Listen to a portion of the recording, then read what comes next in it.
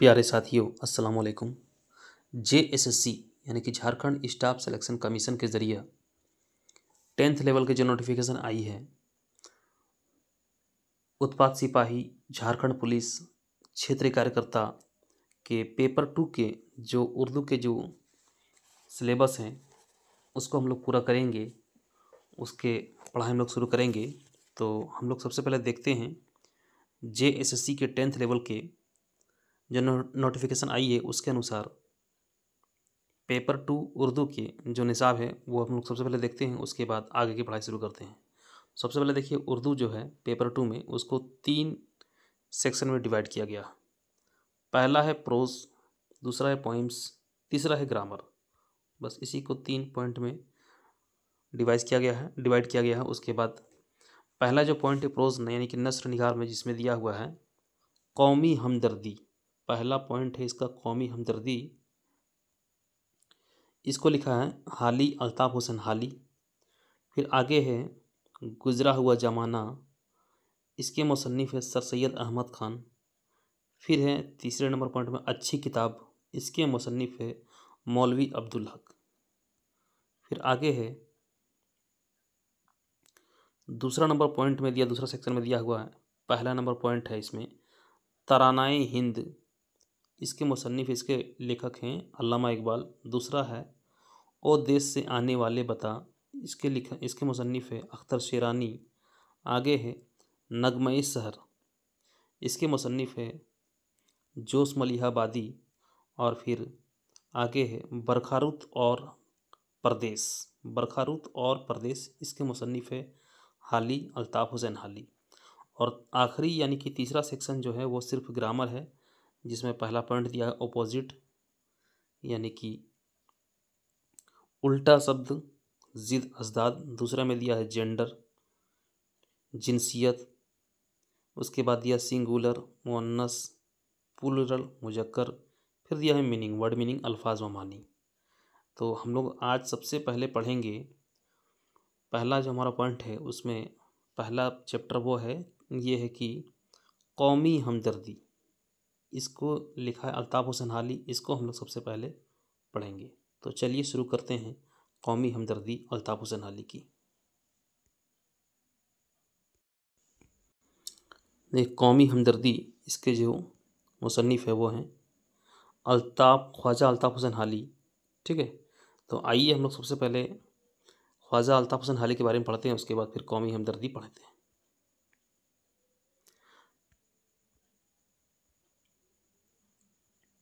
ख्वाजा अल्ताफ़ हुसैन हाली, ख्वाजा अल्ताफ़ हुसैन हाली की विलादत जो हुई है यानी कि पैदाइश 1837 ईस्वी में और वफ़ात 1914 ईस्वी में।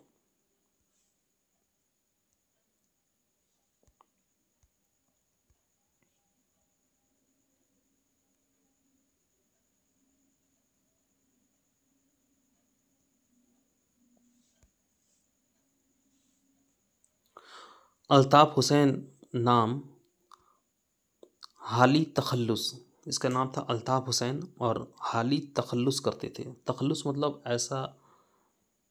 ऐसा नाम या ऐसा छोटा नाम जो शायर अपने किसी गज़ल या फिर नज़म के आखिरी शेर के लाइन में जो इस्तेमाल करते हैं उसे तखल्लुस कहते हैं। वो छोटा सा नाम होता है किसी शायर का, उसे तखल्लुस कहते हैं। तो अल्ताफ़ हुसैन नाम था इसका और तखल्लुस ये हाली करते थे। शम्सुल उलमा खिताब था इसका। वालिद का नाम ख्वाजा इज़्ज़त बख्श अंसारी था। पानीपत में पैदा हुए।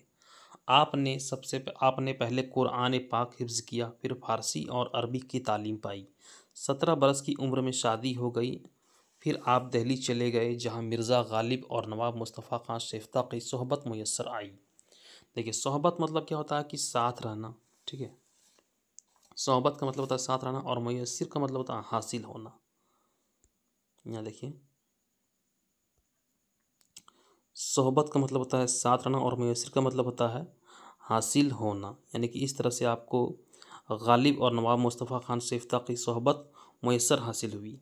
इसके बाद लाहौर आ गए और पंजाब बुक डिपो में मुलाजमत इख्तियार कर ली। वहाँ इन्होंने कुतुब के उर्दू तराजिम पर नज़रसानी और दुरुस्ती का काम किया। देखिए, कुतुब हो गया, किताब का जमा है कुतुब, और उर्दू के तराजिम यानी कि मुतरजिम यानी कि एक तरह से कह लें अनुवादक जो होते हैं, अनुवाद करते ट्रांसलेटर, वो हो गया कि इन्होंने किताब के उर्दू तराजिम पर नज़रसानी और दुरुस्ती का काम किया। नज़रसानी का मतलब होता है दोबारा नज़र डालना, यानी कि ध्यान से इसको देखना, और दुरुस्ती देखता था ध्यान से कि कहीं मिस्टेक तो कहीं गलती नहीं हो, उसको तर्जुमा जब वो करते थे।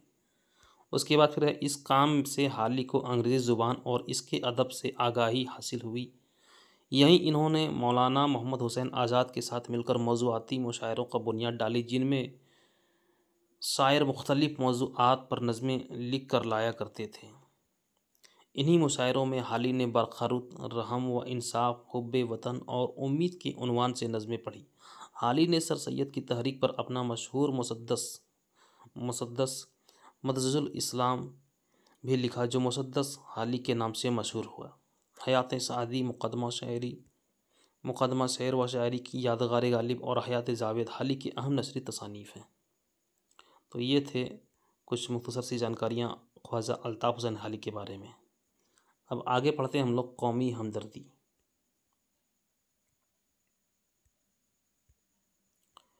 कौमी हमदर्दी देखिए,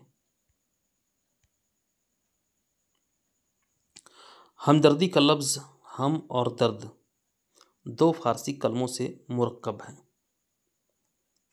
देखिए, मुरक्कब का मतलब तो दो से ज़्यादा मतलब मिलने वाले ऐसे लफ्ज़ उसे मुरक्कब कहते हैं। तो यहाँ पे दिया हुआ है कि हमदर्दी का लफ्ज़ हम और दर्द दो फ़ारसी कलमों से मुरक्कब है। दर्द के माने दुख और तकलीफ़ के हैं, और हम का लफ्ज़ इश्तिराक है। इश्तिराक का मतलब होता है शामिल होना या मिलना। इश्तिराक का मतलब होता है शामिल होना या मिलना होता है। तो इस तरह से फिर से पढ़ते हैं। हमदर्दी का लफ्ज़ हम और दर्द दो फ़ारसी कलमों से मुरक्कब हैं। दर्द के माने दुख और तकलीफ़ के हैं, और हम का लफ्ज़ इश्तिराक के माने देता है। बस हमदर्दी के लफ्ज़ से दो या कई शख्सों का दुख और तकलीफ़ में शरीक होना ज़ाहिर होता है, ख्वाह इरादे से हो ख्वाह बे इरादे। मगर आजकल के इस्तेमाल में हमदर्दी व शिरकत मुराद ली जाती है, जो इरादे से की जाए। मसलन एक शख्स बीमार है और दूसरा रहम या मोहब्बत से उसके दवा दारू करता है, तो दूसरे को पहले का हमदर्द कहेंगे। अगर यह बात सच है तो यह ज़रूर मानना पड़ेगा कि तमाम इंसान एक दूसरे के हमदर्दी के ज़िम्मेदार हैं, और हर शख्स मुसीबत की हालात में अपने हम जिनसों से मदद लेने का इस्तेहकाक रखते हैं। इस्तेहकाक मतलब होता है हक, उस पर हक रखना एक तरह से।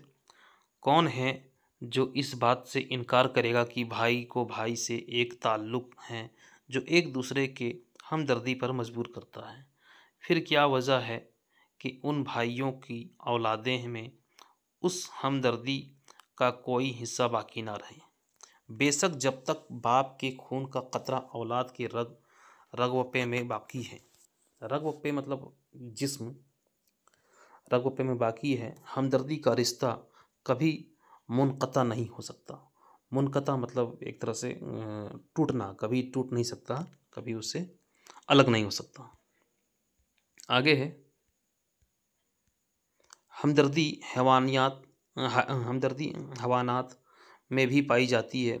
बच्चों को एक मुद्दत तक परवरिश करना, उनके लिए ग़ज़ा बहम पहुँचाना, ताबा मक़दूर उनके दुश्मन के हमले से बचाना। ताबा मक़दूर का मतलब होता है जहाँ तक मुमकिन हो सके उनके दुश्मन को हमले से बचाना। इसके बाद आगे है सब जानवरों को एक आम खसलत है। आम खसलत का मतलब होता है एक तरह से आदत।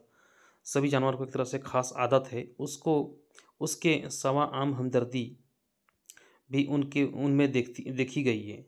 जंगली बत्तखों गोल जब किसी खेत में उतरता है तो वहाँ किसी तरह का खुटका नहीं पाता। खुटका मतलब होता है खतरा, किसी तरह का खुद का खतरा नहीं पाता है तो सब के सब एक सब बांध कर दाने चुगते हैं। एक सब मतलब एक लाइन कतार बनाकर दाने चुगते हैं, मगर उनमें से एक एक बत्तख नौबत ब नौबत, एक एक बत्तख नौबत ब नौबत मतलब एक तरह से बारी बारी अपने हम जिनसों की चौकसी करती है और जब तक पहरा देती रहती है एक दाना नहीं खाती है। चूंटा जब कहीं अनाज का ज़ख़ीरा पाता है तो कभी तन परवरी नहीं करता बल्कि उसी वक्त अपने हम जिनसों को खबर कर देता है और थोड़ी सी देर में लाखों चूटियों को वहाँ जमा कर देता है। इस तरह और मिसालें भी पाई जाती हैं। इससे दो बातें साबित होती हैं।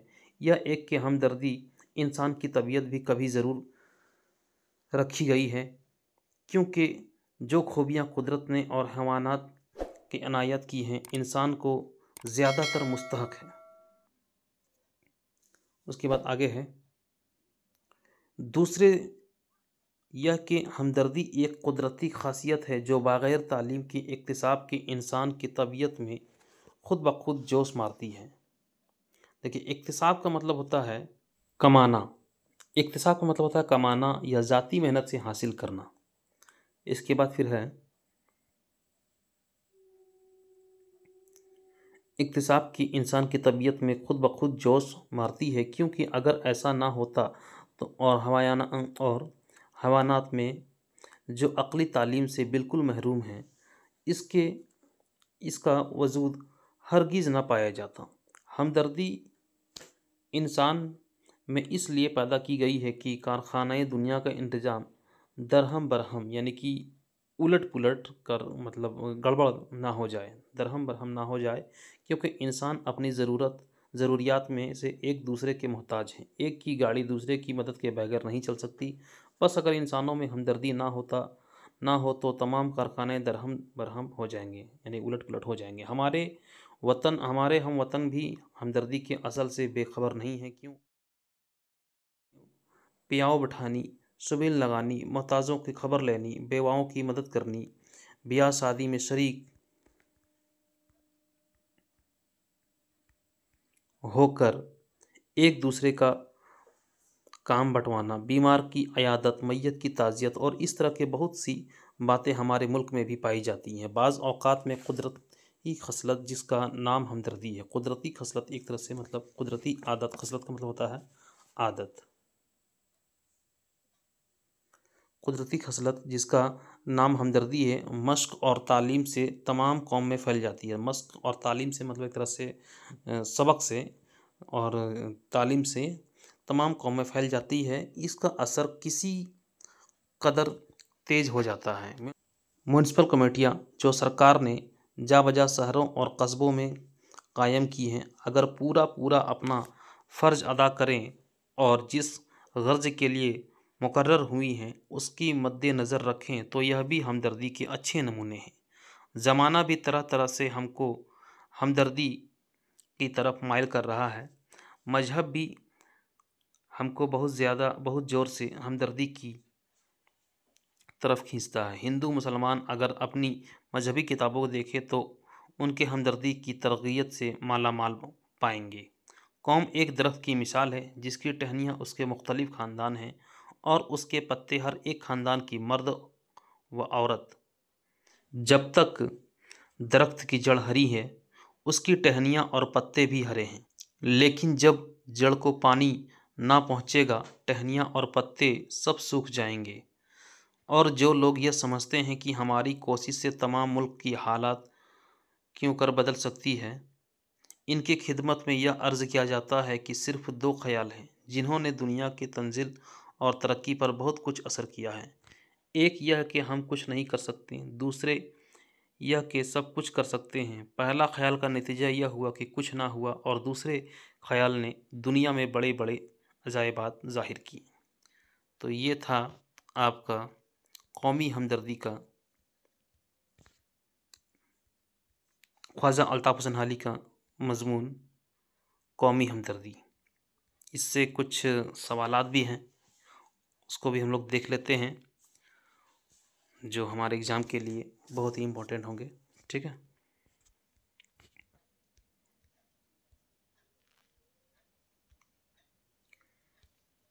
देखिए यहाँ पे दिया हुआ है। ऑब्जेक्टिव को देखते हैं। ठीक है, सवाल नंबर 2 में देखते हैं। दर्ज झेल जवाबात में से दुरुस्त जवाब पर सही का निशान लगाएं। हमदर्दी एक खासियत है, कुदरती, मसनवी, नुमाइशी या तिजारती। तो इसका सही जवाब है कुदरती। आगे है, अपनी ज़रूरियात में एक दूसरे के मोहताज हैं। कौन? परिंदे, इंसान, चौपाए या फरिश्ते। तो बे का सही जवाब है इंसान। अपनी ज़रूरियात में एक दूसरे के मोहताज है, वो है इंसान। आगे है, हम वतन भी असल से बेखबर नहीं हैं। हमदर्दी की, खुदगर्जी की, मजबूरी की या दोस्ती की। तो हमारे हम वतन भी असल में बेखबर नहीं हैं, हमदर्दी की। सही जवाब ए जिम का। आगे है दाल में, जमाना भी तरह तरह से हमको माइल कर रहा है। दोस्ती की तरफ, हमदर्दी की तरफ, मरवत की तरफ, ज़िंदगी की तरफ। तो ज़माना भी तरह तरह के हमको माइल कर रहा है हमदर्दी की तरफ, यानी कि सही जवाब हो जाएगा 2 नंबर, दाल का 2। आगे है में, कौम एक मिसाल रखती है। कौम एक मिसाल रखती है दरख्त की, ज़मीन की, पानी की या हवा की। तो कौम एक मिसाल रखती है, इसका सही जवाब हो जाएगा दरख्त की। कौम एक मिसाल रखती है किसकी? दरख्त की, यानी कि ऑप्शन ए 1 नंबर। आगे दिया हुआ है सवाल नंबर 3 में, दर्ज झेल खाली जगह दुरुस्त लफ्ज़ लिखकर पुर करें। इसको पूरा करना है। अलिफ में दिया हुआ है, जब तक दरख्त की जड़ हरी है उसकी डैश और पत्ते हरे हैं। तो उसकी क्या होगा, यहाँ पे क्या भराएगा, इसमें खाली जगह पे क्या होगा? उसकी टहनियाँ, उसकी टहनियाँ और पत्ते भी हरे हैं। 1 नंबर पे। 2 नंबर पे दिया हुआ है बा में दिया हुआ है, जो खूबियाँ कुदरत ने हयानात की इनायत की हैं, इंसान को उससे ज़्यादातर मुस्तहक है। तो 2 नंबर पे होगा मुस्तहक। 3 नंबर पे है जिम में, इंसानों में हमदर्दी ना हो तो यह तमाम कारखाने क्या हो जाएंगे?